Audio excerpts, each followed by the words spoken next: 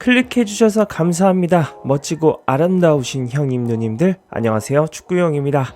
이번 영상은 24일 에버튼전을 앞두고 열린 기자회견에서 포스테코글루의 인터뷰 전문을 가져왔습니다. 앞으로는 통째로 다 듣고 싶다는 구독자분들 의견이 많으셔서 그렇게 일을 할 것이고요. 기자의 질문부터 엔지 감독의 답변까지 이야기하도록 하겠습니다. 일단 여러분들이 매우 궁금해하시는 메디슨 반더벤에 관한 부상 이야기와 클루셉스키의 슈퍼리그 1월 이적 시장에 대한 모든 내용이 담겨 있으니 끝까지 시청 부탁드립니다. 영상이 괜찮으셨다면 구독과 좋아요 잊지 마시고요. 바로 만나러 가시죠. 현재 리그 5위인 토트넘이 승점 10점이 삭감되어 16위를 차지하고 있는 에버튼을 만납니다. 양팀 모두 상승세이기 때문에 굉장히 재밌는 격돌이 될 것 같은데요. 하지만 기자의 첫 질문은 경기에 대한 것이 아니었습니다. 유럽 슈퍼리그에 대한 개편 제안에 대해서 어떻게 생각하며 실현될 것으로 보냐는 질문이었죠. 엔지는 답했습니다. 저기 친구, 나는 그것을 살펴볼 시간이 없어. 모르지. 클럽에서 성명을 발표했고 내가 클럽의 대변인이 아니기 때문에 조심해야 해. 하지만 구단이 축구 클럽으로서 우리의 입장에 대한 성명을 발표했고 우리는 그 입장에 서 있는 거야 라고 한 발짝 물러섰습니다. 그리고 토트넘 팀 소식은 어떻게 되냐는 질문에 로셀소의 이름이 언급되었는데요. 지오가 돌아왔다. 지오는 괜찮다. 지난주부터 징계 처분을 받은 선수들 외에는 내일 결장하는 선수는 없다. 다른 선수들은 모두 괜찮고 지오도 지난 며칠간 훈련을 했기 때문에 출전이 가능하다. 애슐리 필립스도 출전 가능하다고 말했습니다. 손흥민과 로메로가 훈련 영상에서 안 보여서 걱정하신 분들이 많았는데 다행히도 선수단의 몸 상태에 특별한 변수는 없는 모양이네요. 여기서 중요한 질문을 받습니다. 바로 게리 네빌도 지적했던 거친 토트넘 수비입니다. 기자는 이번 시즌 옐로카드와 레드카드를 받은 횟수를 고려했을 때 선수단 규율에 대한 필요성을 느꼈다는 돌직구를 날렸습니다. 엔지는 바로 고개를 저었는데요. 아니다. 경기 중에도 대가가 있고 경기 후에도 대가를 치르기 때문에 분명히 우리에게 좋지 않은 일이다. 선수들은 그런 것들이 어떤 영향을 미치는지 잘 알고 있고 그런 경험을 통해 배울 것이라고 확신한다. 축구 경험을 비추어 볼 때 이런 문제에 대한 가장 좋은 해결책은 선수들이 경기에 빠지는 것이다. 선수들이 무언가 놓치고 있다고 느끼면 금방 제자리를 찾게 된다. 우리가 계속 이기고 놓친 선수들이 그런 식으로 교훈을 얻었으면 좋겠다 라고 말했습니다. 경기에 한번 빠져봐야 그 경험으로 교훈을 느낀다고 말하는 것 같네요. 자, 제일 궁금했던 질문입니다. 제임스 메디슨과 미키 반더벤이 1월 초에 돌아올 수 있냐 아니면 이달 말에 돌아오냐 라는 질문이었는데요. 엔지는 이에 관해서는 불투명한 답을 내놨습니다. 말하기 어렵다. 두 선수 모두 재활 중이고 현재 1군 팀과 훈련할 수 있는 상황이 아니다. 타임라인을 보면 미키와 메디슨은 거의 같은 경기에 출전했다. 메디슨의 경기는 미키가 조금 더 앞선 것 같다. 1월 벤탄쿠르 모두 상당히 비슷하다. 정보를 제공하지 않으려는 것이 아니라 마지막 단계에 접어들면 이런 일들이 가속화되거나 지연된다. 직접 만나보기 전까지는 말하기 어렵다라고 말했습니다. 토트넘 소식에 정통한 폴 오키프는 메디슨의 1월 초 복귀를 예상하던데 엔지 감독은 매우 신중한 태도를 보이네요. 그리고 24일 상대할 상승세의 숀다이치 감독이 팀의 활력을 불어넣은 것에 깊은 인상을 받았냐는 질문도 있었습니다. 그전에도 승점 10점을 빼면 리그에서 상당히 좋은 위치에 있을 거라고 생각한다. 올 시즌 가장 일관성 있는 팀 중 하나라고 생각한다. 쇼는 뛰어난 활약을 펼쳤지만 이런 일을 당했을 때 선수단과 감독이 역경에 어떻게 대응하느냐에 따라 그 팀의 성패가 결정되는 경우가 많은데 이번 대응은 최고 수준이었다고 봐야 된다.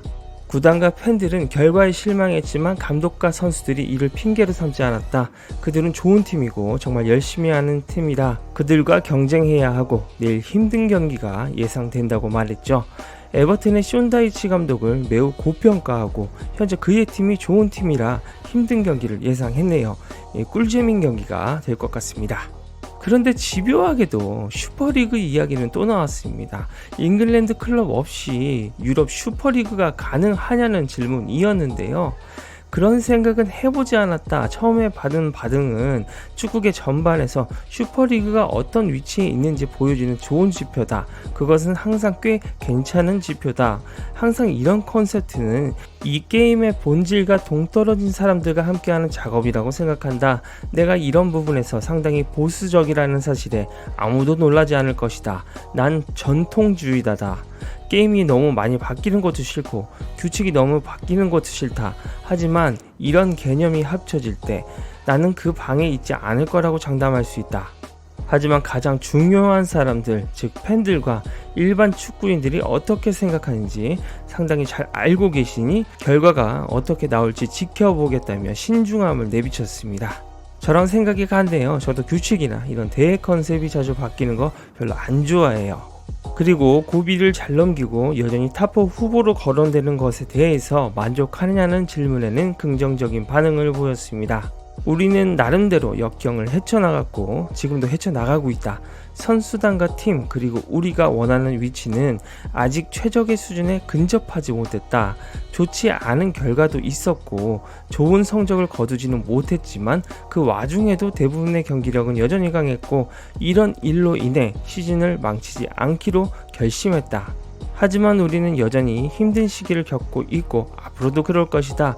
1월에 큰 선수를 잃는다는 것이 이미 잘 알려진 사실이기 때문에 이 시기를 어떻게 극복하느냐가 관건이다. 그리고 우리가 하고 있는 일을 계속하고 결과를 만들어내는 것이 중요하다고 말했는데요. 이 대답이 오늘 인터뷰에서 손흥민과 관련한 핵심 인터뷰가 되겠죠. 자신이 솔직히 좋지 않은 결과들로 힘들었다며 속마음을 고백한 것입니다. 1월에 큰 선수들 중에는 손흥민, 비스마, 사르가 되겠지만 그에게 팀의 캡틴이자 주 득점원인 손흥민의 공백이 가장 뼈아프겠죠. 때문에 손흥민의 공백으로 여전히 힘든 시기를 겪을 것으로 예상하고 있습니다. 게다가 자신이 시즌을 망치지 않기로 결심한 계기가 그 만드는 과정에서 손흥민이 넣었던 골과 도움이 팀에서 엄청난 지분을 차지했습니다. 아마도 손흥민이 엔지 감독에게 시즌을 망치지 않도록 용기를 북돋아준 고마운 선수가 아닐까 싶습니다. 그런데 손흥민을 1월에 잃어야 하니 정말 엔지 감독은 막막할 것 같네요. 그렇게 기자는 1월 이적 시장에서 클럽이 얼마나 바쁠 것으로 예상하냐며 영입과 관련해서 질문을 던졌습니다. 하지만 엔지는 모르쇠로 일관했는데요. 잘 모르겠다. 1월은 구단이 비즈니스를 하는데 있어서 상당히 까다로운 달이지만 우리는 뒤에서 일을 처리하는 사람들이 있고 창구가 열리면 우리가 영향을 미칠 수 있는지 볼 것이다 라고 말했습니다. 참고로 엔지 감독은 드디어 세세뇽의 복귀는 2주 정도 혹은 그 이상이 걸릴 수도 있다며 임박을 암시했죠. 그리고 가장 궁금했던 것 중 하나인 클루세스키를 왜 이렇게 중용하길 좋아하는지에 대한 질문입니다. 기자는 클루세스키의 최고 기량을 당신이 아직 보지 못했나? 얼마나 더 잘할 수 있나라는 질문을 던졌습니다. 대답을 들으면 의중을 알겠죠?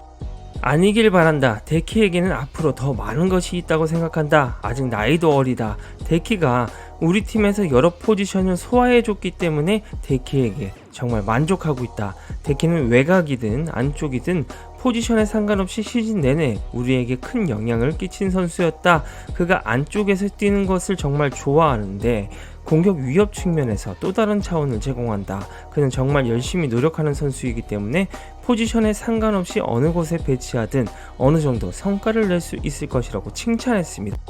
아마도 멀티성과 열심히 뛰는 체력 때문에 중용을 하는 것 같습니다.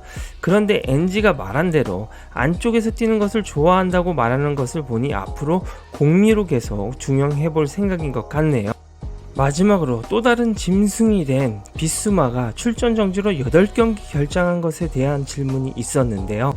비스마를 보면 첫 번째 레드카드는 어리석은 일로, 두 번째 옐로카드를 받은 것도 어리석은 카드였다. 그리고 지난주에는 사람들이 원하는 것을 말할 수 있지만 그는 단지 태클을 잘못했다.